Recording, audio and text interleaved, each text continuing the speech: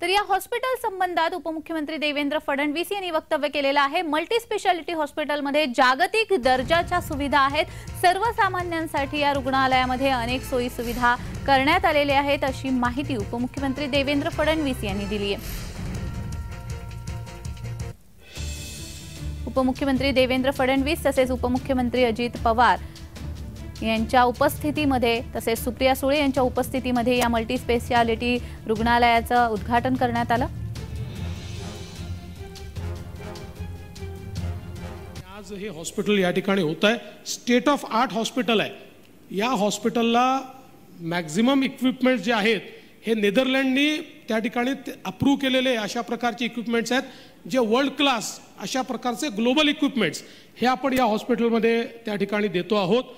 आणि हे सगळं करत असताना मला सांगताना या गोष्टीचाही आनंद वाटतो की रेट ऑफ इंटरेस्ट किती आहे, 1.25 1.25% केवळ रेट ऑफ इंटरेस्ट आहे।